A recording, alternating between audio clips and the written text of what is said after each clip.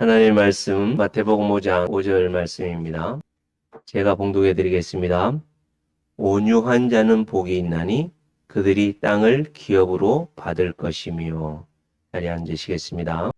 사랑하는 성도 여러분, 나는 이 세상에서 가장 행복한 사람이라고 생각하십니까? 아니면 조금 뭔가 더 자격이나 조건이 채워지면 그래도 최고로 행복한, 최고 성공한 사람. 어떻습니까, 여러분? 지금, 에이, 목사님, 알면서 아직 집도 없어요. 아직 나는 좋은 차도 없어요. 나는 직장도 아직 내 사업도 없고 좋은 연봉 1억 정도 하는 그런 직장도 없어요. 우리 학생들은 목사님 성적이 조금 더 좋았으면 좋겠어요. 목사님 키가 좀 더 컸으면 좋겠어요. 목사님 우리 집이 조금 더 잘 살았으면 좋겠어요. 그래야 내가 최고 행복한 사람, 최고 멋진 사람일 것 같아요. 그런 생각할 수도 있습니다. 그러나 오늘 이 말씀을 듣고 있는 그 사람들, 예수님의 말씀을 듣고 있는, 지금 예수님이 이 말씀을 전하고 있고 그것을 듣고 있는 그 사람들을 보면 어떤 사람이라고요?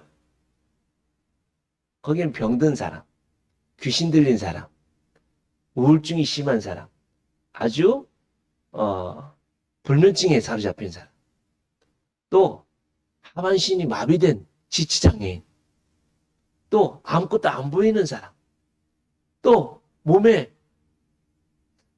그런 분들은 이 무리에 함께 할 수 없었지만 하여튼 심각한 몸에 병이 있는 사람, 이런 사람들로 가득 차 있고, 또 세상으로부터 무시되어지고 멸시받는 노예와 종과, 세상적으로 볼 때는 아무 소망이 없는 그런 사람들이 주로 예수님이 이 말씀을 듣고 있는 사람들인데, 그 사람들을 향하여 누가요? 예수님이 네가 최고로 복이 있다 이렇게 말씀하시는 거예요. 뭐라고요? 한번 따라할까요? 나는 이 세상에서 최고로 복받은 사람. 누가 그렇게 인정한다고요? 누가 그렇게 선언한다고요? 나의 구원자 되신 예수님이, 나를 만드신 하나님이. 그런데 하나님은 나를 바라보시며 그렇게 말씀하시는데 우리 스스로는 뭐라고요? 거짓말하지 마세요. 아니야. 나 그렇게 평가하지 마세요. 하나님 그렇게 말씀하시려 놓고는 나한테 더 안 주시려고, 돈도 더 안 주시고, 나한테 더 건강도 안 주시려고 그러시려고 하는 거죠. 그래요, 여러분? 사랑하는 성도 여러분, 이 세상에는요 두 부류의 사람이 있습니다. 어떤 사람이 있냐면 생명이 있는 사람과 생명이 없는 사람이 있습니다. 생명이 있는 사람은 누구고 생명이 없는 사람은 누굴까요? 똑같이 호흡하고 똑같이 직장생활하고 똑같이 가정생활하고 똑같이 남편과 아내, 부모와 자녀, 형제 사이에도 어떤 사람은 생명이 있는 사람이 있고 어떤 사람은 생명이 없는 사람이 있어요. 누가 생명이 있고 누가 생명이 없는 사람일까요? 영원한 생명이 있는 사람이 있고 잠시 잠깐에 있는 생명. 근데 이 생명은 언제 꺼질지 모르고 언제 사라질지 모르는 생명. 이전에도 말씀드렸듯이 낙지 있잖아요, 낙지. 저는 낙지를 좋아하거든요. 산낙지. 꿈틀꿈틀거리면서 거기에 기름 싹 건져가지고, 그죠? 파하고, 고추, 뭐니까, 깨소금 이렇게 싹 뿌려가지고, 그거 딱, 진짜 맛있잖아요, 그죠? 근데 그 낙지 딱 잡으려고 하면 잡혀져야 안 잡혀져요? 잘 안 잡혀져요. 꿈틀거리고. 살았어요, 죽었어요? 상윤아, 이 꿈틀거리는 낙지가 살았을까, 죽었을까? 지금 꼬리는 막 잘라져 있고, 막 잘라져서 기름에 있고, 지금, 쟁반에 딱 올라있고 꿈틀거리니까 아, 이거는 움직이니까 살아있다. 오, 그러죠. 많은 사람들이. 이거 살아있네. 회를 떠왔는데 어느 식당 가니까 그 눈을 껌뻑껌뻑거리는 돔 이런 걸 딱 해놓고 그 밑에 회를 그 떤 회를 딱 있더라고요. 입을 껌뻑껌뻑 하고 있어 아직도. 그러니까 이 물고기가 지금 살아있는 거였죠, 그런 거예요. 많은 사람들이 아, 이거 살아있네. 왜 그렇게 눈을 껌뻑껌뻑거리고 이 입을 움직이고 있는 이 생선을 회에 이렇게 다 먹을까요? 그만큼 이게 어떻다는 거예요? 싱싱하다는 것을, 신선하다는 것을 보여주기 위해서 그렇게 하겠죠. 그러나 여러분, 이미 죽은 거예요. 움직인다고 해서 살아있는 게 아니라 이미 죽은 거예요. 어떻게 할 방법이 없는 거예요. 이처럼 이 세상에 호흡하고 가정생활하고 사업을 하고 꿈틀거리고 열심히 운동하고 막 살아있는 것 같지만 그 속에 뭐가 없어요? 영원한 생명이 없기 때문에 그 사람은 죽은 거예요.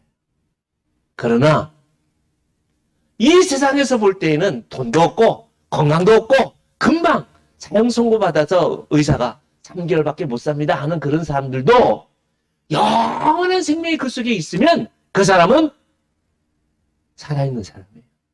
그 사람은 예수님이 뭐라고 말씀하냐면 한번 따라 하실까요? 죽어도 살겠고 살아도 영원히 산다. 이게 성경에서는 살아서 믿는 자는 영원히 죽지 않고 사는 그 영원한 생명이 그 속에 있다라고 말씀하고 있는 거예요. 그러면 여러분 오늘 이 말씀은 누구에게 주어지는 말씀이냐면 그 속에 영원한 생명이 있는 그 사람에게 주시는 말씀이에요. 지금 외형적으로 볼 때는 사형 선고 받은 사람이에요. 외형적으로 볼 때는 돈이 없는 사람이에요. 세상적으로 볼 때는 저 사람은 이 세상에 살아갈 가치도 없는 사람. 그런 사람들이라 할지라도 그 속에 뭐가 있는 사람? 영원한 생명이 있는 사람이 그 사람들에게 예수님이 뭐예요? 너는 복이 있다 그러는 거예요. 최고로 성공한 사람이다 이렇게 말씀하는 거예요. 그러면 여러분 다시 한번 질문 드려볼게요. 여러분들은 이 세상에서 가장 복받고 성공한 사람입니까? 아니면 아직도 나는 복이 있어야 될, 아직도 더 뭔가 생명이 있어야 될 사람이라고 생각합니까? 어때요, 여러분? 내가 나를 보지 마시고 하나님께서 나를 창조하시고 나를 인도하시고 나를 이 세상에 영원한 생명을 주신 그 하나님이 나를 어떻게 판정하신다고요? 최고로 복이 있는 사람이야. 이렇게 말씀하시네요. 누구에게? 지금 이 자리에 있는 나에게. 그런데 여러분 이 세상에는 크게 두 부류가 있다고 그랬어요. 생명이 있는 사람과 생명이 없는 사람이라고 했어요. 생명이 있는 사람들도 두 부류가 있어요. 생명이 있는 사람들도 두 부류의 모습이 있다고요. 그건 어떤 삶이냐면 하나님이 너 복돼 그러면 어우 그래요? 복 있는 사람이요? 그럼 감사합니다. 그럼 복 받은 삶이 무엇일까요? 이렇게 하는 사람이 있고 한 사람은 어때요? 내가 복이 있어 그러는데 하나님이 너 복이 있어라고 그러는데 하나님 뭐가 복이 있어요? 나 지금 건강 없잖아요. 나 돈 없잖아요. 나 지금 너무 이 세상에 아무것도 가진 게 없잖아요. 저 사람에 비해서 집도 없고요. 저 사람에 비해서 나는 가방끈도 작고요. 나는 이 세상에서 가만 보니까 아무것도 가진 게 없는데요. 이렇게 아주 어떤 삶이요? 세상적인 삶이 있어요. 그것을 이 5장 3절에서는 심령이 가난한 사람은 하나님의 복이 있어. 그럼 복이 있어요? 아유 감사합니다. 이런 사람이고 심령이 부자인 사람은 뭐예요? 하나님도 있고 돈도 있어야 되는 사람. 하나님도 있고 세상에서 성공해야 되는 사람. 이런 사람들이 심령이 부자인 사람. 다시 말씀드립니다. 심령이 가난한 사람은 누가 심령이 가난한 사람이냐면 한번 따라 하시겠습니다. 성령님이 그의 영에 거주하는 사람. 그렇기 때문에 심령이 가난해질 수밖에 없는 사람은 성령님이 내주한 사람, 성령님이 내 속에 계신 사람은 심령이 가난해질 수밖에 없습니다. 그러나 심령이 가난하지 않고 성령님의 인도하심 속에서 살지 않는 사람은 끝까지 뭐요? 내가. 하나님도 계시지만 계속 성령님이 계속해서 나에게 성경을 통해서 예배를 통해서 하나님이 성도들을 통해서 계속해서 나에게 말씀하시는데 내가 뭐요? 듣지 않고 내가 하나님의 말씀대로 이 세상을 바라보지 않고 살아가는 사람은 심령이 가난해질 수가 없어요.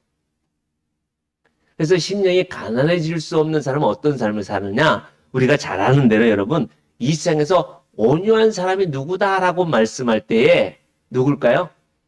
성경에서 탁 드러난 사람이 누구냐면 모세입니다. 누구라고요? 모세. 여러분 가만히 한번 보시죠. 모세라는 사람은요 원래 온유한 사람이 아니었어요. 혈기가 아주 막 불같은 사람이었어요. 40살이 되었을 때 자기가 이집트의 왕자였잖아요. 40세. 그때의 정치적인 상황을 보면 모세가 이집트의 정권을 다 가질 수 있는, 왜냐하면 그때 당시에 모세의 엄마, 그러니까 모세를 양아들로 삼은 그 엄마 공주가 이 실질적인 적통이었어요. 이 공주밖에 그 왕의 자녀가 없었어요. 그러면 실질적으로 이 공주의 양아들이 이집트의 정권을 다 계승할 수 있는 조건이었어요. 그래서 얼마나 힘이 있었겠어요. 근데 하루는 보니까 자기 동족 히브리인이 애굽인에 의해서 엄청나게 죽도록 맞는 거예요. 힘들게 하는 거예요. 그것을 보고 모세가 어떻게 했어요? 쳐서 죽인 거예요. 어떻게 내 민족을 네가 억울하게 내 동족을 도와주기 위해서 그렇게 막 한 거예요. 그런데 이게 드러나서 이게 그 다음에 가니까 이제 히브리인들끼리 서로 싸우니까 싸우지 마라 그러니까 네가 언제부터 우리의 재판장이 됐냐? 네가 언제부터? 예? 너도 그러면 저 애굽인처럼 우리도 죽일 거냐? 이러니까 이제 그것은 성경에 드러나 있는 거지만 실적으로 이제 반대편에 있는 정치 세력들이 그런 것을 들고 나와서 어떻게 해요? 모세를 살인자로. 이제는 심각한 이 정치적인 대립이 이루어지면서 죽게 되는 이런 상황들. 그래서 쫓겨나서 어디로 가요? 미디안 광야로 간다. 거기서 몇 년이요? 40년. 이게 하루 이틀이 아니라 40년. 그런 가운데 여러분 다시 한번 하나님이 이 모세를 부르죠. 그래서 이 애굽 땅에서 이스라엘 백성들을 가나안 땅으로 인도하라고 하죠. 그래서 지도자가 됐어요. 딱 거두절미하고 지도자가 되어서 이스라엘 백성들을 250만에서 300만 명. 몇 명이요? 250만에서 300만 명의 사람들을 이끌고 가는데 450년 동안 그 사람들의 삶이 뭐였어요? 노예였어요. 노예. 사람들의 이 사고와 사람들의 이 성향이 스스로 하는 게 없어요. 시키는 것만 했어요. 철저하게 노예들을 한번 가만히 생각해 보십시오. 노예들의 삶은 스스로 뭘 할 수 있는 게 없었어요. 그런 사람들이 이제는 모든 삶을 자기들이 스스로 살아가야 되는 그 삶을 살아야 되니까 매사가 없으면 불평이라, 조금만 문제가 생기면 원망과 불평이라 포기하는 거라, 못 가겠다 이거예요. 그래서 처음에 이들에게 닥쳐진 게 뭐였어요? 앞에는 홍해가 있고 뒤에는 애국 군대가 오니까 그때 그들이 했던 모습이 뭐였어요? 야, 우리가 죽을 데가 없어서 여기다 우리 끌어묻으려고 너 우리 데리고 왔냐? 그래서 돌로 쳐서 누구를요? 모세를 죽이려고. 여러분, 누군가가 나를 부정을 하고 나를 죽이려고 하는 그런 상황들, 그것도 가족들이나 온 집안 사람들이 다 나를 무시하고 막 왕따시키고 학교에서도 나를 왕따시키고 이 세상에도 나를 왕따시킨다면 여러분 어떤 마음이었겠어요? 포기해버리지 않았을까요? 그런데 그때에 이 모세가 어땠어요? 어떻게 했어요? 그때 하나님께 기도했어요. 그게 뭐라고요? 하나님만 바라본 거예요.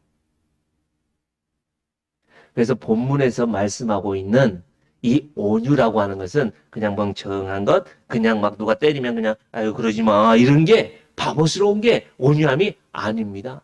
온유함은 아주 강렬한 거예요. 온유함은 아주 그 어떤 것보다 힘이 센 거예요.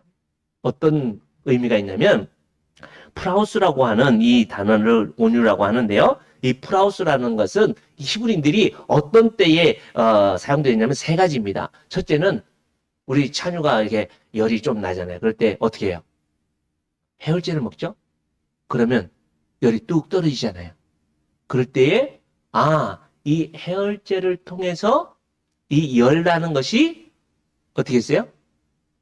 잡혔구나. 예. 요때 프라우스. 그래서 열이 펄펄 끓어서 울고 할 때에 해열제를 먹고 열이 떨어져서 푹 자는 그 아이를 보면 프라우스라는 거예요. 그리고 두 번째는 뭐냐면 여러분 이 땡빛에 나가서 일해 보신 적이 있나요? 들에 가서 일해 본 적이 있나요? 저는 어릴 때 그랬거든요. 우리 상윤이만 할 때 막 진짜 너무 가난해서 밭에 가서 일을 했어요. 어머니가 막 데리고 가거든요. 그럼 막 정말 힘들어요. 그럴 때에 그때는 왜 물을 안 떠갔는지 몰라. 진짜 물떠가 피디병도 없었고 주전자도 없었는지 물을 안 떠갔어. 그래서 목은 마른데 막 너무 뜨거운데 목이 마르면 어떻게 해요? 그때 이제 저 산위에서 싹 불어오는 그 찬바람. 그래서 그때 호흡을 후 한다. 그럼 그 갈증이 일순간에 해갈돼야죠. 그것이 바로 프라. 잠깐이지만 뭔가 해결되어지는 거예요.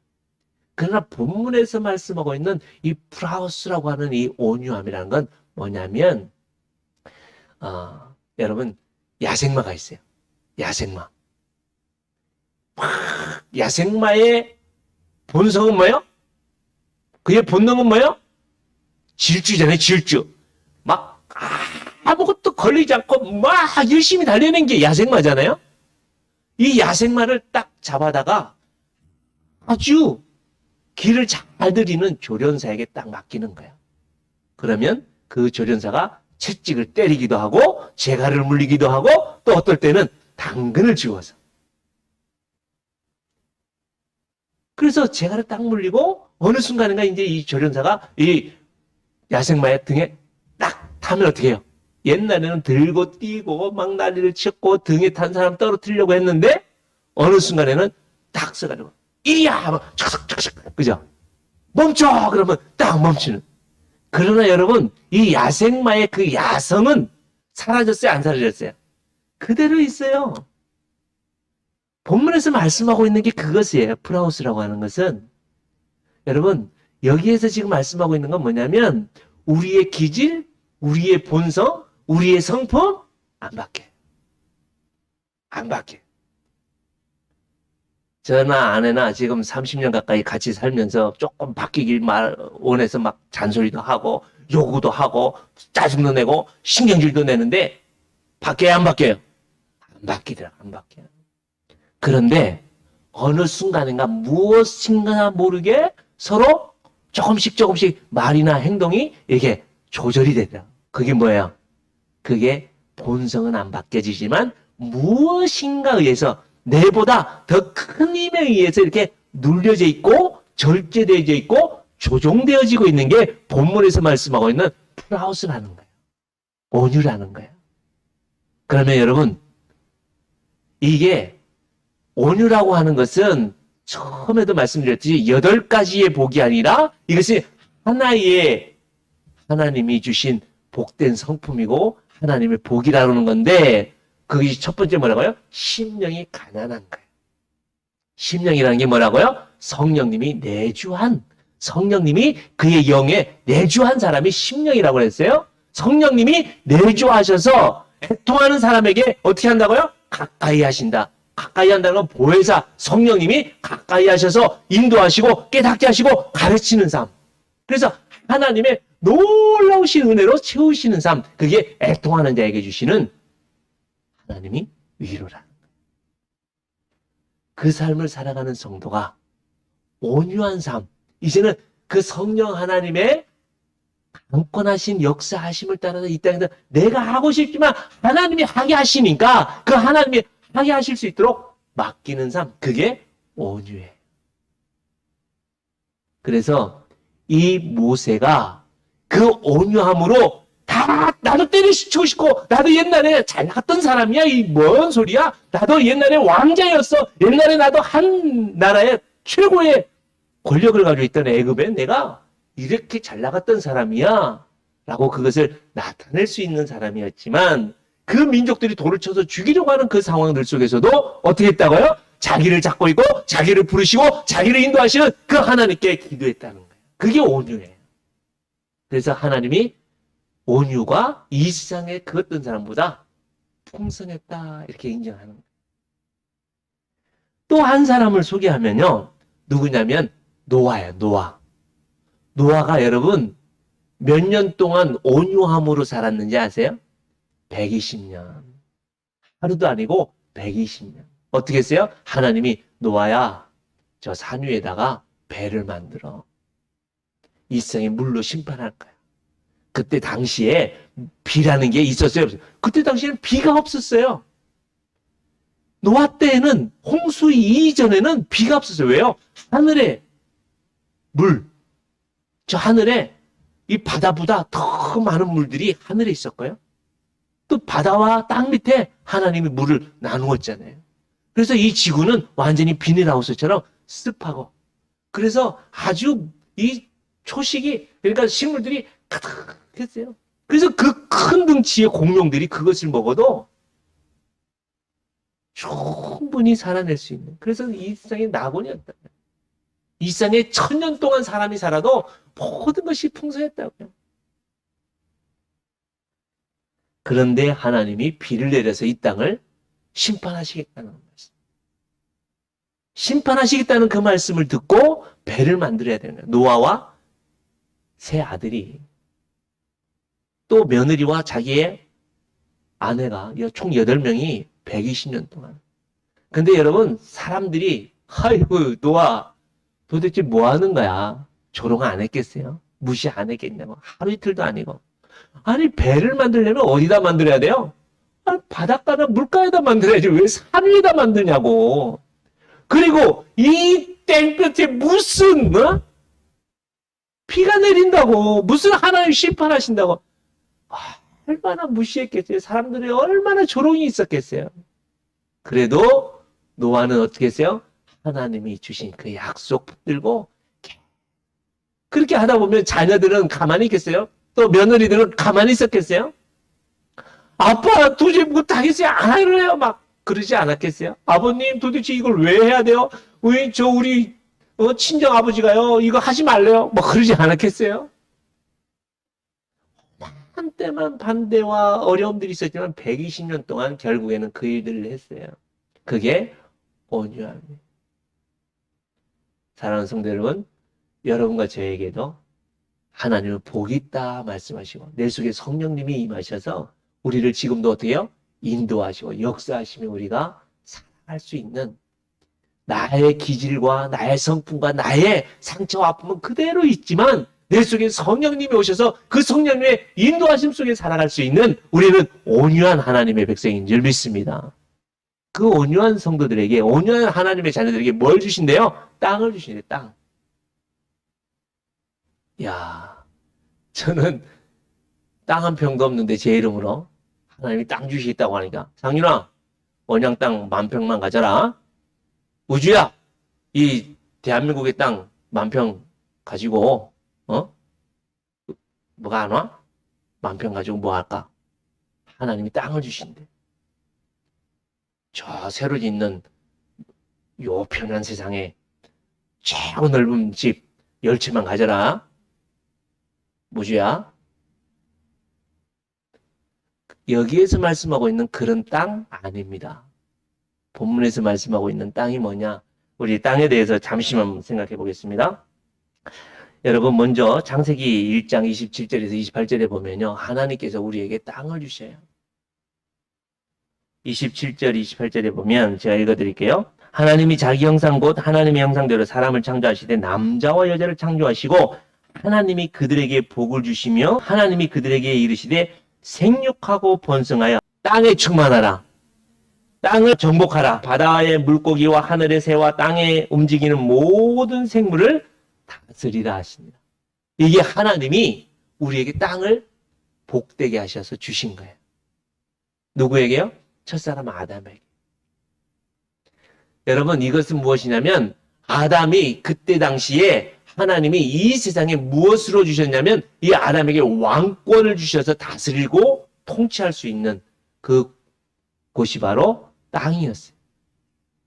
근데 이 아담과 하와가 범죄하여서 자기가 이 땅에 주인이 되고자 하는 그런 범죄하여서 선악과를 따먹음을 통해서 이루어진 게 뭐냐면 창세기 제가 나중에 올려드릴게요. 3장 17절에서 19절입니다. 제가 읽어드릴게요. 아담에게 이르되 네가 내 아내의 말을 듣고 내가 네게 먹지 말라 한 나무의 열매를 먹었은즉 땅은 너로 말미암아 저주를 받고.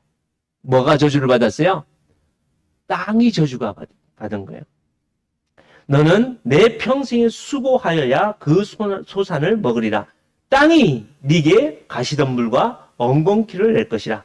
네가 먹을 것은 밭의 채소인즉 네가 흙으로 돌아갈 때까지 얼굴에 땀을 흘려야 먹을 것을 먹으리니 네가 그것에 취함을 입었음이라. 너는 흙이니 흙으로 돌아갈 것이니라 하시니라. 여러분, 내가 범죄하여서 그 땅이 뭘 받았다고요? 저주를 받았어요. 땅을 잃어버린 거예요. 그런 그 땅을 하나님이 어떻게 했을까요? 하나님께서는 우리들에게 다시 한번 그 땅을 회복하기를 원하신. 그래서 창세기 12장에 보면 하나님께서 누굴 세워요? 아브라함, 믿음의 조상, 믿음의 시작인 아브라함을 세워서 그 땅을 다시 그 아브라함에게 주시고 그 땅을 회복하기를 원하시고, 신약에 와서도 여러분과 저에게 하나님의 땅을 회복하기를 원하셔서 그 땅을 주기를 원하시는 분이 하나님이십니다. 창세기 12장 1절에서 3절까지 읽어드리겠습니다. 여호와께서 아브라함에게 이르시되 너는 너의 고향과 친척 아버지의 집을 떠나 내가 내게 보여줄, 한번 따라 하시겠습니다. 땅으로 가라. 땅으로 가라. 내가 너로 큰 민족을 이루고 내게 복을 주어 내 이름을 창대하게 하리니 너는 복이 될지라. 너를 축복하는 자에게는 내가 복을 내리고 너를 저주하는 자에게는 내가 저주하리니 땅의 모든 족속이 너로 말미암아 복을 받을 것이니라. 누구에게요? 믿음의 시작인 아브라함에게 이 약속을 하신 거예요. 사랑하는 성도 여러분, 하나님께서 이 아브라함에게 뭘 주시겠다고? 땅을 주시겠다고 했어요. 근데 여러분, 이 아브라함이 그 땅을 어떻게 했어요? 기근이 있다고, 어려움이 있다고 버리고 애굽 땅에 가요. 그럼 어떻게 되죠? 그 땅을 잃어버리니까, 그 땅에서 떠나니까 자기 아내를 바로에게 빼앗길 수 있는, 어떻게 보면 빼앗겼어요. 빼앗긴 그런 상황들까지 온 거예요. 여러분, 지금의 기독교인과 지금의 교회와 지금의 이 땅에 하나님의 나라가 왜 이렇게 무시당하고 왜 이렇게 무너지는지 그 이유가 여기에 있습니다. 어디에 있다고요? 교회와 신자들이 온유하지 않아서. 철저히 성령 하나님의 인도하심 받지 않기 때문에 이 세상이 완전히 저주를 받는 거예요.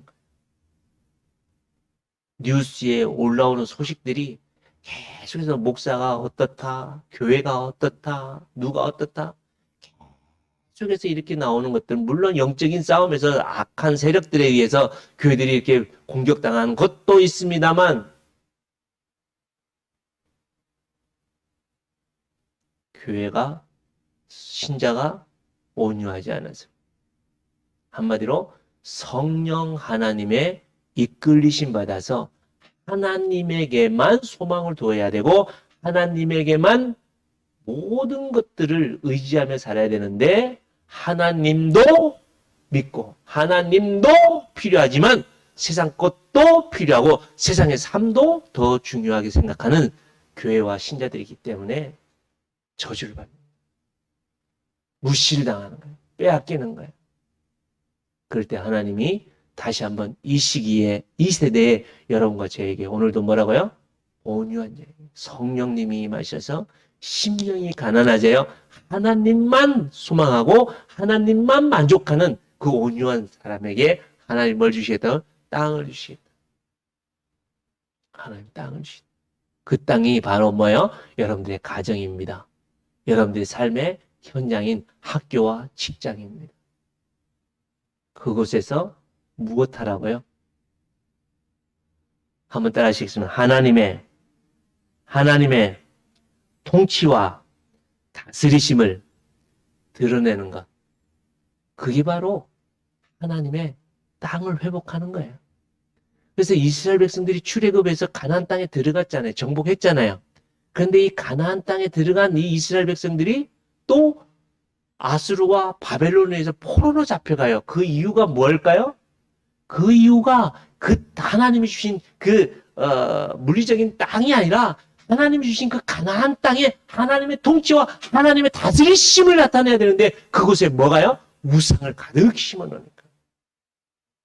하나님이 포로로 잡혀가게 해서 참된 하나님의 땅을 회복하기를 원하셔서 그 땅을 다시 돌아오게 하시고 하나님의 말씀으로 세우기를 원하시는 분이 하나님이세요. 그래서 이 땅에 참된 온유하신 분이 오셔서 그 땅을 정복하시고 그 땅을 회복하셨는데 그분이 바로 예수 그리스도이십니다. 그래서 그 예수님은 참된 하나님이시면서도 육체를 입고 오셔서 이 땅에서 온유함으로 그래서 마태복음 11장에 수고하고 무거운 짐지라 다 내거라 내가 너희를 쉬게 하리라. 내게로 와서 나의 멍에를 메고 내게 배우라. 나는 온유한 자다. 이렇게 예수님이 말씀하십니다. 예수님이 육체로 오셔서 여러분들을 참된 쉼으로 이 땅을 회복하기를 원하셔서 우리에게 오셨는데 그 예수님이 뭐라고 하세요?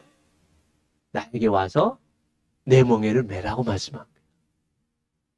그 예수님도 이 땅에 육체로 오셔서 온유했는데 철저하게 아버지 하나님의 그 인도하심을 받기 위해서 살았고 그 아버지 하나님의 말씀을 이루기 위해서 사셨고 심지어 십자가에서 돌아가시면서도 끝까지 온유하심으로 예수님이 그 모든 일들을 순종하셨어요. 그래서 성부 하나님께서는 그 온유하신 예수님을 통해서 하늘과 땅의 모든 무릎을 그 예수님의 무릎 앞에 다 꿇게 하셔서 저는 하나님의 통치를 이루어 주셨습니다. 그래서 그 예수님을 우리의 주인으로 모신 하나님의 자녀된 여러분. 이제는 이제로부터 이 땅에서 예수님의 이름을 부르고 나가는 주님과 함께 걸어가는 여러분들의 가정이 하나님의 땅, 하나님의 통치, 하나님의 치유, 하나님의 회복이 넘쳐날 수 있는 여러분들의 가정이 될 수 있기를 축복합니다.